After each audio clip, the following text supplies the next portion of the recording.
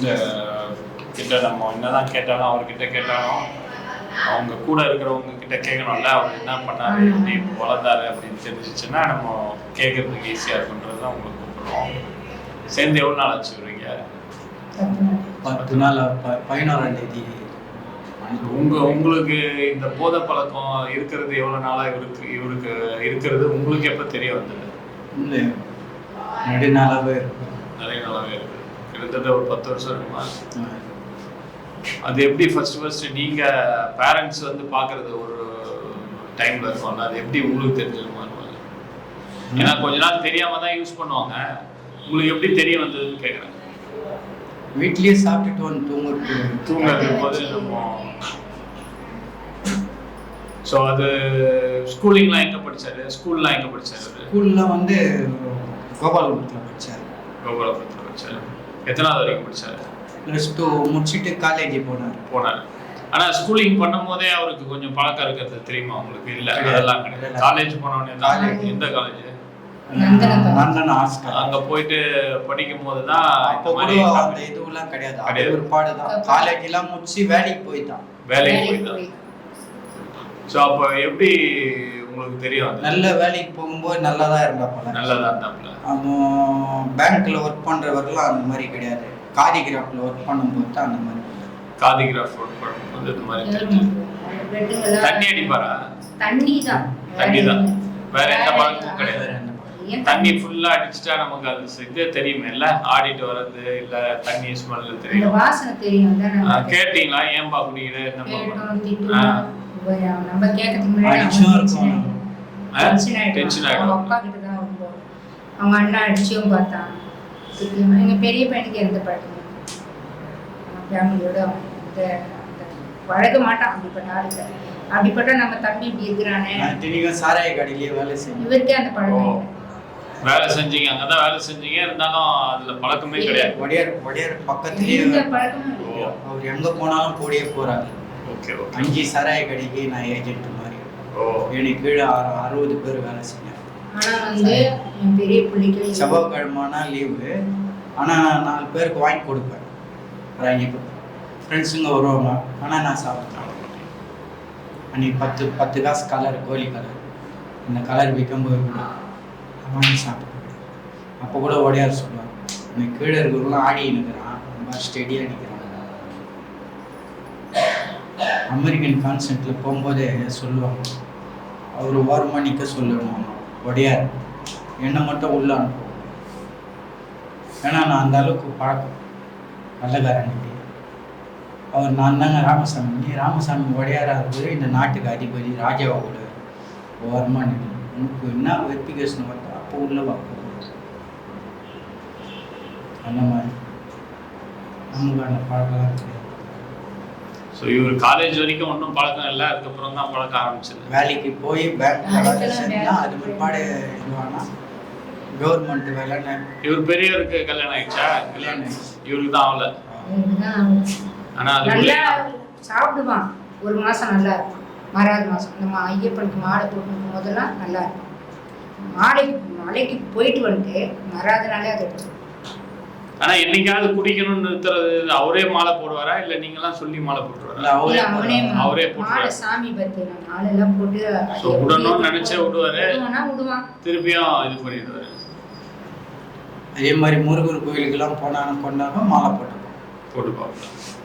ஏதோ ஒரு முயற்சி பண்ணிருக்காரு, சாமி கிட்ட போனா இதை விட்டுறலாம் அப்படின்னு முயற்சி பண்ணிருக்காரு.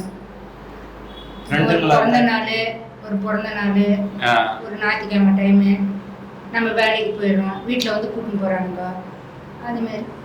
ஆனால் விடணுன்னா அந்த ஒரு மாதம் அழகாக இருக்கும் நல்லா. அவனை மாரி யாரும் பத்தி அப்போ தான் அவங்க அண்ணனே சிரிப்பான், நம்ம சின்ன பிள்ளை இவ்வளோ அழகாக இருக்கிறானுங்க, போயிட்டு வந்து உடனே எடுத்துருவான். இது வந்து இப்போ நீங்க சொன்னது, இப்போ அவரை பத்தி படிச்சாரு, நல்லா காலேஜுக்கு போனாரு, ஏதோ ஒரு இந்த பழக்கத்துல மாட்டிக்கிட்டாருன்னு தான் சொல்லணும் இல்லையா? இந்த பழக்கத்துல மாட்டிக்கிட்டாரு அப்படின்னு தான் சொல்லணும். ஏன் பையன் படிச்சிருக்காரு, காலேஜ் வரைக்கும் படிச்சிருக்காரு, முடிச்சிட்டாரா இல்லையா? முடிக்கல, அட்டெம்ப்ட் வச்சிருக்காரு. அப்படினால என்னுடைய மரியாதையை வச்சு நான் வெளியே வேலைக்கெல்லாம் சேர்த்து விட்டீங்க. காலேஜ் டிஸ்கண்டினியூ அப்படின்னு சொல்லிட்டு சேர்த்து விட்டீங்க பேங்க் வேலை. அப்புறம் இது ஆனா போக முடியல அவரால். இல்ல போனாரு பர்மனண்டாவோ 10 நாள் இருக்கும்போது இந்த மாதிரி ஆயிடுச்சு. டெலிவரிக்கு அனுப்புவாங்க அந்த காதில பெட் இதெல்லாம் திங்ஸ் சாப்பிட்டு போகும்போது கம்ப்ளைண்ட் பண்ண மாட்டாங்களா? ஆமா கண்டிப்பா. தண்ணி சாப்பிட்டு வராங்கன்னு அதுல அந்த வேலை போச்சு. இங்க சம்மர்ல பெரிய கம்பெனில வேலை சன்மார்ல ஒர்க் பண்ணிட்டேன். வேலைலாம் நல்ல ஒரு நல்லதா வேலை செஞ்சு தான் பண்ணுவாங்க. ஏதோ ஒரு பார்ட்டி மீட்டிங் இன்னொன்னே ஹோட்டல்ல இது பண்ண உடனே அந்த ஜிஎம் ஓனர் பையன் பெரிய பையன் கூட சேர்ந்து ட்ரிங்க்ஸ் பண்ணிட்டாங்க. ஓனர் பையன் ரொம்ப க்ளோஸ். ஓனரும் அவர் இறந்துட்டார் மணி. அவர் பெரியவரும் ஏன் உன் பையன் இந்த மாதிரி பண்ணான், சரி பரவாயில்ல மன்னிச்சுட்டேன் வேலைக்கு போக சொன்னா இவன் போக மாட்டேன். 5-6 வருஷம் வேலை போவேன். இப்போ லாஸ்ட் டைம் கூட நான் இந்த யூனிட் இல்லைனாலும் இது கூவத்தூர் யூனிட்டுக்கு அனுப்புகிறேன் அப்படின்னு இவன் போக மாட்டேன். நான் போனால் மரியாதை கேட்டு ரயில் வேலை வேலைக்கு போட சார் அவன் ரயில் வேலைக்கு இந்த எலெக்ஷன் இந்த எம்பியில் அது முன்னாடி எம்பிக்கு இதுக்கு போய் உப்ளியில் போய் தங்கிட்டேன். டிடிஆர் வேலை உபியில் போய் தங்கிட்டு அங்கே தண்ணி அடிக்கிறது. எங்க போனாலும் தண்ணினால தான் பிரச்சனை. தண்ணி எப்போ பார்த்தாலும் குடிக்கிறது, வீட்டில் வந்து படுத்துக்கிறது. காசுக்கு வந்து சிரமம் இல்லாமல் உங்ககிட்ட இருந்து கிடைச்சது காசு ஏதோ ஒன்று சொல்லி வாங்கிக்கிறாங்க. அப்புறம் எப்படி காசு வரும் ஒரு குடி? ஆனா நான் ஒரு பைசா ஒரு சம்பளமும் 40,000 ரூபாய் சம்பளம் கூட நான் தொட்டு வாங்கினேன். அவரா சம்பாதிப்பாரு, அவரா குடிச்சு செலவு பண்ணிடுவாரு. உங்களுக்கு கொடுத்ததே கிடையாது. போய் இப்படி நிற்பான் 4 பென்ஷன் கூட பாவம் பார்த்து இல்லை என்ன கேட்பானோ எப்படியோ வேற மற்றதுலன்னா நல்ல இதுமா. நாங்க என்ன சொல்லுவோம்னா சயின்ஸ்ல குடி நோய் அப்படின்னு சொல்லுவோம், ஆல்கஹாலிக் டிசீஸ் நோய். ஏன் அப்படின்னு சொன்னா எல்லாரும் பிறக்கும் போது நான் வந்து குடிச்சு நாஸ்தி ஆகணும், குடியிலேயே உழுந்து போகணுன்றெல்லாம் பிறக்கல இல்லையா? பிறக்கும் போது நல்லா பிறக்கிறாங்க, நல்லா படிக்கிறாங்க. சொல்லுவாங்க தட்டு தடுமாறி ஊந்து போறதுதான் காரணம். ஸோ அதே மாதிரி நம்ம மனசுதான் காரணம் எல்லாமே. இப்போ இவரை மாதிரி ஸ்டேபிளா இருந்திருந்தா பரவாயில்ல, 4 பேர் குடிக்கும் போது கூட இல்லப்பா எனக்கு வேணாம்பா அப்படின்னு சொல்லியிருப்பாரு. இவர் என்ன நினைச்சிருக்காரு, இதை குடிச்சு பார்ப்போம், நம்ம குடிச்சு பார்த்துட்டு எப்படி இருக்குதுன்னு விட்டுடுவோம், இதை குடிச்சிக்கினே இருக்க தேவையில்லை, இவங்கள மாதிரி ஆடிக்கினே இருக்க தேவையில்லை, எப்படிதான் இருக்குன்னு பார்ப்போம் அப்படின்னு ஒரு கியூரியாசிட்டியில எடுப்பாங்க ஃப்ரெண்ட்ஸ் எல்லாம் சேர்ந்து. அப்போ கூட வீட்டுக்கு இருக்கிறவங்க சொல்லுவாங்க அப்பா அவ்வளோ பெரிய வடையார்கிட்டே வேலை செஞ்சாரா, இந்த பழக்கமே இல்லை, வேண்டா இந்த மாதிரி பண்ணுறாரு. ஸோ அந்த மாதிரி இவங்க அந்த பழக்கத்தில் அடிமையாகணும் அப்படின்னு எடுக்கிறது இல்லை. குடித்தவொடனே என்ன ஆயிடுதுன்னா அவங்க மூளை அடிக்ஷன் பேட்டர்னில் இருக்கும். அதாவது இப்போ பார்த்தீங்கன்னா நிறைய பேர் இவரே பார்த்துருப்பார், நிறைய பேர் கொஞ்சமாக சாப்பிடுவாங்க, அவங்க பாட்டு வேலைக்கு போவாங்க. ஈவன் உடையாரே கொஞ்சமாக சாப்பிட்டு கூட பல லட்சங்கள் சம்பாதிச்சிருக்காரு, பல கோடிகள் சாப்பிட்டுருக்காரு.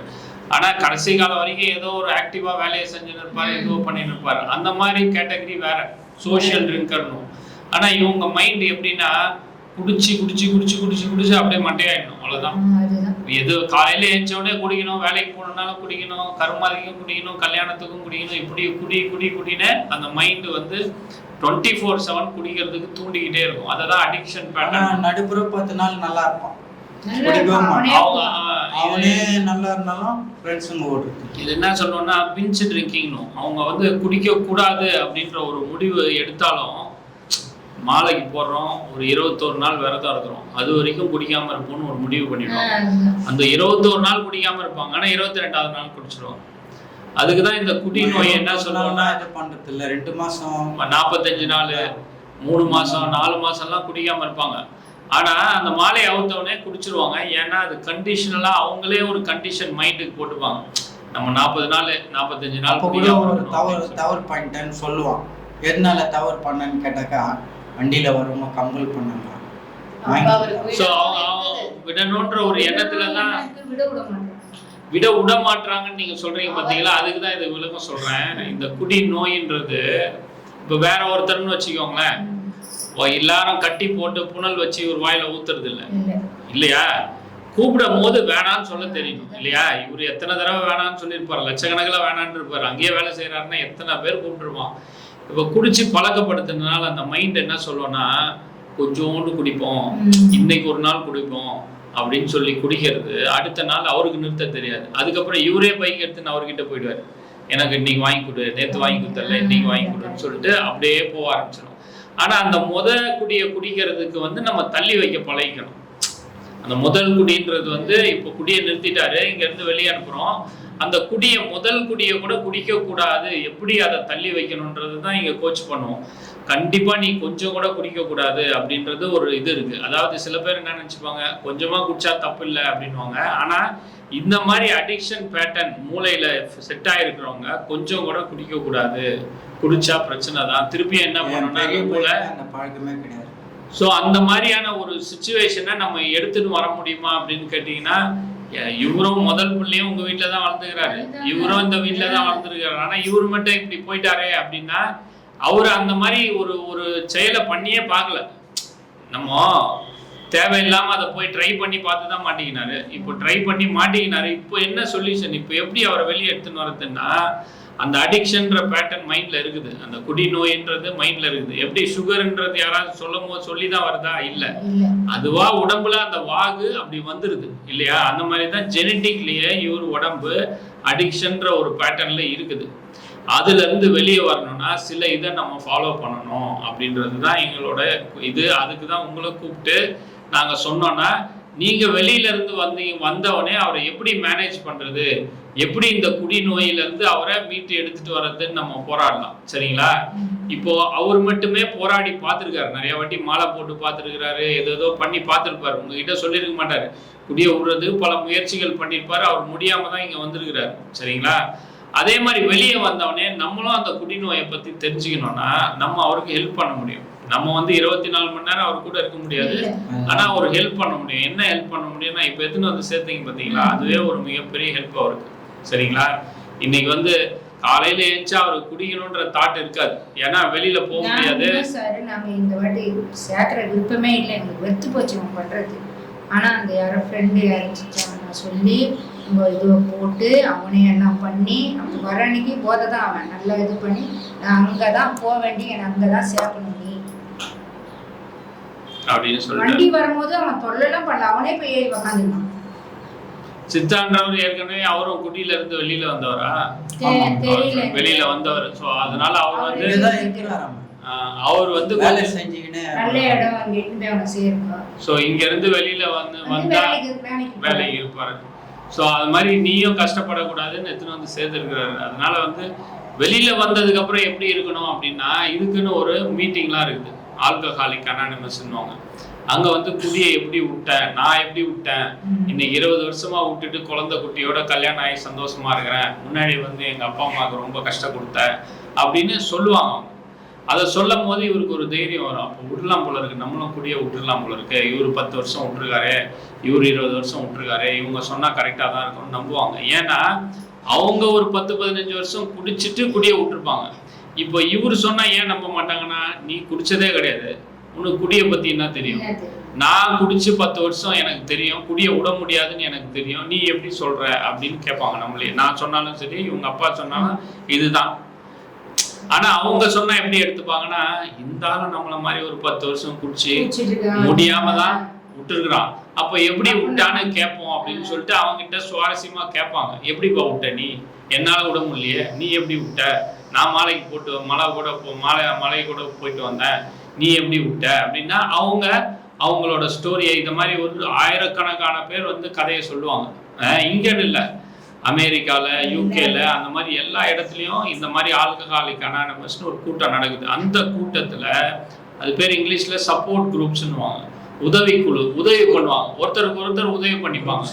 ஏன்னா ஒருத்தர் எதை பத்தி உதவி பண்ணுவாங்கன்னா, காசு பணம் கிடையாது, இதனால இந்த குடி போதையில இருந்து வெளியே வர முடியும், நம்பு, நானும் அப்படிதான் வந்தேன் அப்படின்னு நம்பிக்கை கொடுப்பாங்க. என்னைக்காவது ஒரு தவறிட்டாருன்னு வச்சுக்கோங்க, இப்ப சொல்றாங்கல்ல, என் ஃப்ரெண்டு கூப்பிட்டான்னு போய் குடிச்சிட்டோமா அப்படின்னு நம்ம கிட்ட சொன்னா என்ன பண்ணுவாங்க, ஏன்டா இப்படி பண்ற, தருதலையா இருக்கிறேன்னு திட்டிட்டு போயிடுவோம். அவங்க என்ன சொல்லுவாங்கன்னா, டேய் அப்படிதான்டா இருக்கும், அதனால அடுத்த நாள் போய் குடிச்சிடாத, அவன் போனையே எடுக்காத, இனிமேட்டு மீட்டிங் போகலாம், என் பைக் பின்னாடி உட்காருன்னு சொல்லிட்டு கூட்டின்னு போய் அன்னையில இருந்து அவனுக்கு ஒரு 4 பேர் தோழமையா இருந்து, நீ இன்னையில இருந்து குடிக்காதன்னு சொல்லி அன்னையில இருந்தே குடிக்காம வச்சுன்னே இருப்பாங்க. இப்ப நமக்குன்னா கோவம் தான் வரும், அவங்களுக்குன்னா என்ன வரும்னா ஒரு பாவம் வரும், ஐயோ நம்மள மாதிரி தான் இவனும் குடி போதையில பழகிட்டான், எவ்வளோ விடணும்னு அவஸ்தைப்படுறான். இன்னைக்கு ஏதோ தவறிட்டான், அடுத்த நாளும் போய் விடக்கூடாது. அதுக்கு என்ன பண்ணணும், நீ சாயந்தரம் மீட்டிங் வந்துரு, ஒரு 7:30 மணிக்கு வா, என் கூட உக்காந்து இவனுங்க சொல்றதெல்லாம் கேளு, இவன் விட்டுருக்கான் அவன் விட்டுருக்கான், அவனும் இந்த மாதிரி தான் இருந்தான் அப்படி இப்படின்னு சொல்லி அவனை கொஞ்சம் மோட்டிவேட் பண்ணுவாங்க, ஒரு உற்சாகப்படுத்துவாங்க. மனம் தளர்ந்துடாத, விட முடியும் உன்னால அப்படின்னு சொல்லி ஊக்கப்படுத்த இவருக்கு என்ன பண்ணும், 1 வருஷம் ஆனவனே அவருக்கு அங்கே மெடல்லாம் கொடுப்பாங்க, நீ 1 வருஷம் ஆயிட்டேன்னு. ஏன்னா நமக்கு வந்து அதோட இம்பார்ட்டன்ஸ் தெரியாது. நம்ம என்ன சொல்லுவோம், டே நான் பிறந்ததுலேருந்தே குடிக்கிறடா, இது என்ன பெரிய விஷயமாடா, 1 வருஷம் குடிக்காம இருந்து சாதனைலாம் ஒரு சாதனையாடான்னு. ஆனா அங்க வந்து எல்லாரும் கை தட்டி கேக்கு வெட்டி அதை கொண்டாடுவோம், புரியுதுங்களா? ஏன்னா போதை விடாம கஷ்டப்படுறவங்களுக்கு தான் போதை வந்து எப்படி கஷ்டம் கொடுத்தது அப்படின்றது அவங்களுக்கும் கடினம் தான். அது பெத்த அம்மா அப்பாவையோ கஷ்டப்படுத்தணும்ன்றது நோக்கம் அவங்களுக்கு கிடையாது. விட முடியாம இப்ப தவிச்சிட்டு இருக்கவங்களுக்கு பெத்தவங்க நம்ம என்ன ஹெல்ப் பண்ண முடியும்னா, இந்த மாதிரி ரீஹாபிலிட்டேஷன்ல எடுத்துன்னு போய் சேர்க்க முடியும், அவ்வளவுதான். ஒரு கவுன்சிலிங் வந்து அட்டன் பண்ண முடியும், வேற ஒன்றும் பண்ண முடியாது. ஒரு சுகர் வந்துருச்சுன்னா நம்மளால என்ன பண்ண முடியும், டாக்டருக்கு எடுத்துன்னு போய் காமிக்க முடியும். அவனாலேயே உடம்பு முடியாது. என்ன ஆச்சு உடம்புக்கு? சுகர் மாத்திரை போடுறீங்களா சுகருக்கு? இந்த வெயில்ல என்னால வரவே முடியல. 3 மாசத்துக்கு ஒரு தடவை பிளட் செக்அப் பண்ணிக்கோங்க, அவ்வளவுதான். பண்ணி டாக்டர் கிட்ட காமி சுகரை கண்ட்ரோலா வச்சுக்க முடியும்.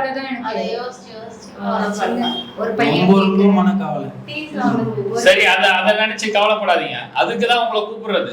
அதாவது ஆல்கஹால் அடிக்ஷன்றது சூடு இல்லை சார், அது ஆல்கஹால் அடிக்ஷன்றது நம்ம அவரு வந்து சொல்றோம் நீ அடிக்ட் ஆயிட்ட குடி போதைக்குன்னு. ஆனா உங்களை நாங்க என்ன சொல்றோம்னா கோ டிபெண்டன்சி, அதாவது அவரு அந்த ஆல்கஹாலுக்கு டிபெண்ட் ஆயிட்டாரு, நீங்க என்ன இருக்கிறீங்கன்னா அவருக்கு டிபெண்ட் ஆயிட்டீங்க. ஏன்னா அவர் குடி போதையில இருந்து எப்போ வருவாரு, வீட்டுக்கு வருவாரு, அவரு எப்போ ஒழுங்கா சாப்பிடுவாரு, எப்போ திருந்த போறாரு அப்படின்ற என்ன ஓட்டம் இருந்துட்டே இருக்கும். அது இருக்கக்கூடாது நீங்க, சரிங்களா? நம்மளால என்ன பண்ண முடியும்னா இதுதான் பண்ண முடியும். அவரு கூட 24 மணி நேரம் சுத்த முடியுமானா முடியாது. அவரு கூடயே அவங்க ஒய்ஃபா இருந்தாலும் அதுதான், மனைவியா இருந்தாலும் 24 மணி நேரம் பின்னாடியே போய் அலைய முடியுமா? அலைய முடியாது. ஒன்னே ஒண்ணு பண்ண முடியும், இங்க எடுத்துன்னு வந்து சேர்க்க முடியும். இன்னொன்னு என்ன முடியும்னா கடவுள்கிட்ட பிரார்த்தனை பண்ண முடியும், என் பிள்ளைக்கு நல்ல வாழ்க்கை கொடு, குடி இல்லாத வாழ்க்கையை கொடுன்னு கேட்க முடியும். அதை ரெண்டையும் நம்ம பண்ணிட்டாலே நம்ம புள்ள கரெக்டா ஆயிடும், புரியுதுங்களா? இங்க என்ன பண்ணுவோம்னா, இங்க ஒரு 3 மாசம் என்ன பண்ணுவோம்னா, ஃபர்ஸ்ட் 1 மாசம் டீடாக்சிஃபிகேஷன் வாங்க. அதாவது குடிச்சு அந்த மூலெல்லாம் எப்படியோ ஷார்ட் சர்க்கியூட் மாதிரி ஆயிடும். எலக்ட்ரிக்கல் ஷார்ட் சர்க்கியூட் ஆனா என்ன ஆயிடும், அங்கங்க கருகிடும். அந்த மாதிரி எப்பயுமே அதை பத்தியே திங்க் பண்ணிட்டு இருக்கும். இன்னைக்கு சாயந்தரம் போனா யாரு கூட குடிக்கலாம், நாளைக்கு காலையில எழுந்தோடனே யாரை கூப்பிடலாம், இவங்கிட்ட ஒரு 500 ரூபா இருக்கும், அவங்ககிட்ட ஒரு 1000 ரூபா இருக்கும், அவன் பார்ட்டின்னு சொன்னான், இவன் பார்ட்டின்னு சொன்னான், இவனுக்கு ஃபோன், இந்த எண்ணங்கள் தான் ஓடிட்டு இருக்கும் அந்த மைண்ட்ல. இப்போ அந்த மாசத்துல நடுவில் 10 நாள் நான் கூப்பிட்டு பேசினா கூட என்ன சொல்லுவாங்கன்னா, சார் நாளையில இருந்து கண்டிப்பா அடிக்க மாட்டேன், என்ன தயவு செய்து நாளைக்கு ரிலீஸ் பண்ணிடுங்க, என்ன நம்புங்க அப்படின்னு அப்படியே அடிச்சு சொல்லுவாங்க. ஆனா அவங்க மனசுக்குள்ளார என்ன நடக்கும்னா, வெளியில போகணும்பா, உண்மைதான், போய் நாளைக்கு நம்மளால முடியும் பாத்துக்கலாம், எல்லாம் ஒண்ணும் கிடையாது அப்படின்னு நினைப்பாங்க. ஆனா வெளியில போனவனே அடுத்த நாள் எவனோ அப்படி கையை பார்த்து அப்படின்னு கூப்பிட்டவனே கடன்னு போவாங்க, டக்குன்னு ஊத்தி குடிச்சிருவாங்க, முடிஞ்சு போச்சு. அதோட திருப்பியும் ரொட்டீன் அப்படியே ஓடும். ஸோ அதனால ஃபர்ஸ்ட் மாசம்லாம் இவங்களை வந்து நம்ம எதிர்பார்க்கவே முடியாது. அந்த டீடாக்சிஃபிகேஷன் கொஞ்சம் கொஞ்சமா அந்த மூளையில தாக்கம் குறையும். கொஞ்சம் அந்த கரெக்டா இதுவானவனே நம்ம 2வது மாதம் பேசும் போது நம்ம பேசுறது அட்லீஸ்ட் நீங்க கேட்குற மாதிரி கேட்க ஆரம்பிப்பாங்க. என்ன சொல்றாரு அவர், ஏதோ குடி போதை குடி நோயின்னு சொல்றாரு, என்ன அது நோயினா என்னன்னு. அப்புறம் கிளாஸ்ல உட்காந்து ஆள் கவனிக்கும் போது சில சைக்கோ தெரப்பின்னு சொல்லுவோம். இந்த மாசத்துலயே சைக்காட்ரிஸ்ட் கொஞ்சம் மாத்திரைலாம் போட்டு தூங்க வச்சு அந்த மூளை இதெல்லாம் கொஞ்சம் குறைச்சிடுவாங்க. 2வது மாசம் இப்படி பண்ணி அவரை சைக்கோ தெரப்பினா எல்லாரும் உட்காந்து எங்க வீட்டுல என்னாச்சு, உங்க வீட்டுல என்னாச்சு, இதனாலதான் நமக்கு பிரச்சனை அப்படின்னு புரிய வைக்கிறதுக்கு நிறைய விஷயங்களை சொல்லுவாங்க. அதாவது இவங்களுக்கு இந்த குடிதான் பிரச்சனைனே தெரியாது. உங்களுக்கும் எனக்கும் தெரியுது அவருக்கு குடிதான் பிரச்சனை. ஆனா அவரு அவ்வளோ பிரச்சனை அனுபவிச்சா கூட மனசுல என்ன சொல்லணும்னா, மைண்ட்ல உனக்கு குடி ஒரு பிரச்சனை கிடையாது, அவன் பிரச்சனை, இவன் பிரச்சனை, நம்ம ஃப்ரெண்டு பிரச்சனை, வீட்டுல கடன் பிரச்சனை, அப்பா பிரச்சனை, அம்மா பிரச்சனை, எல்லா பிரச்சனையும் சொல்லுவாங்க. ஆனா குடி ஒரு பிரச்சனையா அவனுக்குன்னு கேட்டா எனக்கு சுத்தமா கிடையாதுன்னு.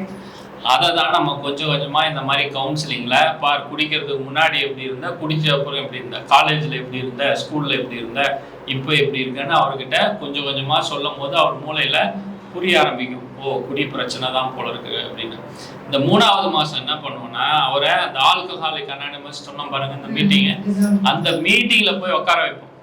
இங்கேருந்து கூட்டின்னு போய் பைக்கில் அந்த மீட்டிங்கில் வைக்க சொன்னீங்களா சித்தாரா, அவரு நெல்சன் அந்த மாதிரி சோஷியல் ஒர்க்கர் இருக்காங்க, கூட்டின்னு போய் மீட்டிங்கில் உட்கார வைக்கும் போது அங்கே சொல்கிறத உண்மையிலே இது நடக்குது, இது காசுக்காக இல்லை, ஏதோ ஒரு 10,000 ரூபா நம்ம வாங்கிக்கின்னு ஏதோ ஒன்று மேலே சொன்ன மாதிரி இல்லை, உண்மையிலே இதான் நடக்குது, அமெரிக்காவில் இதான் நடக்குது, இங்கேயும் தான் நடக்குது, இந்தியா ஃபுல்லாக மீட்டிங் இருக்குதுன்னு கொஞ்சம் நம்பிக்கை வர ஆரம்பிக்கும். ஸோ ஒரு 3 மாதம் பழகினவனே இதுதான்ப்பா, நீ வெளியில் போ, மீட்டிங்கை விடாத அட்டன் பண்ணு, ஒரு 2 வருஷம் அட்டன் பண்ணு, நீ வெளியில் வந்துட முடியும்னு சொல்லி அனுப்பிச்சிருவோம். இன்னொன்று என்ன கொடுப்போம்னா, ஒரு மாத்திரை ஒன்று கொடுப்போம், டைசல்ஃபிராம் அப்படின்னு ஒரு மாத்திரை கொடுப்போம். இந்த மாத்திரை என்ன பண்ணோம்னா, நம்ம காலையில் எடுத்து போட்டுட்டு போயிட்டோம்னு வச்சுக்கோங்க, சாயந்தரம் எவனோ ஒரு ஃப்ரெண்டு ஃபோன் பண்ணால் கூட, டேய் எனக்கு உடம்பு சரியில்லைடா, நான் வந்துடுறேன்டா வீட்டுக்குன்னு சொல்லிடுவார். ஏன்னா அந்த மாத்திரையை போட்டுன்னு போய் குடிச்சாருன்னா பயங்கர வாந்தியாக வரும், அது சொல்லியே கொடுத்துருவோம், 2 வருஷத்துக்கு இந்த மாத்திரையை போடு அப்படின்னு சொல்லிட்டு. ஸோ அவருக்கு ஒரு தற்காப்பாக இருக்கும். சரி, இன்னைக்கு வேணான்னு வந்துட்டாருன்னு வச்சுக்கோங்க, வீட்டுக்கு வந்தோடனே மனசு மாறிடும், ஏதோ ஒன்று தள்ளிடுவார், அப்படியே ஒரு நாளாக தள்ளி பல மாதங்கள் ஆகிடும். அதனால் அந்த மாத்திரை போட சொல்லுவோம், டெய்லி மீட்டிங் அட்டன் பண்ண சொல்லுவோம், மந்த்லி ஒன்ஸு ஒரு கவுன்சிலிங் வர சொல்லுவோம், அட்லீஸ்ட் ஒரு 6 மாதத்துக்கு ஒரு தடவையாக அது எப்படி இருக்கிற மனசு எப்படி இருக்குதுன்னு கவுன்சிலிங் வர சொல்லுவாங்க. இதெல்லாம் ரெகுலராக பண்ணோன்னா கொஞ்சம் கொஞ்சமாக ஒரு 2 வருஷத்துக்கு அப்புறம் நமக்குள்ள வந்து கண்டிப்பாக நிறைய மாற்றங்கள் பார்க்கலாம் நீங்கள்.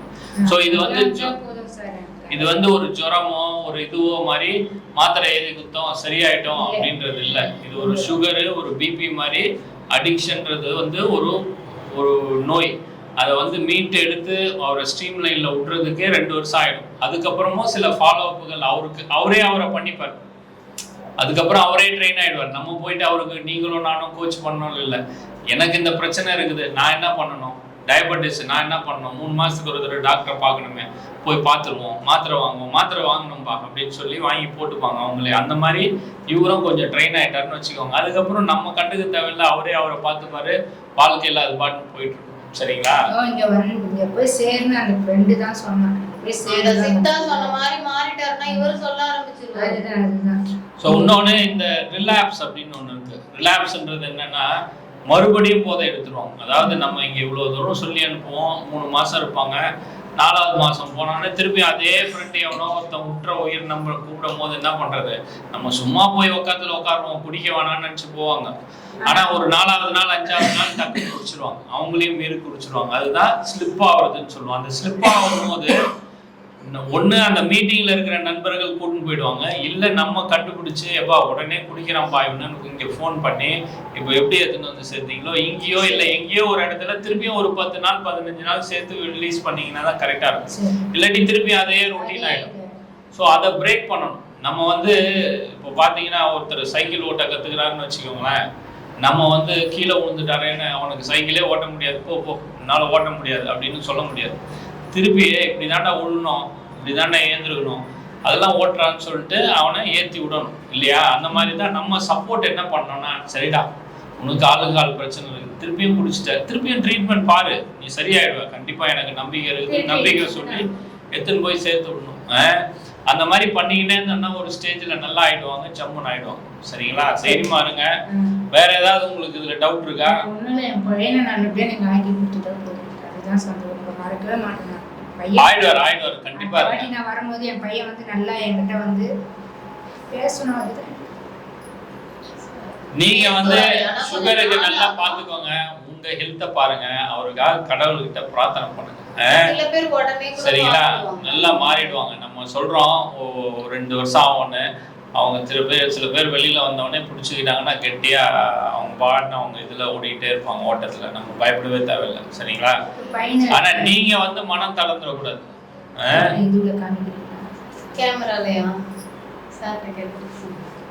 சரி, எங்க வீடு உங்களுக்கு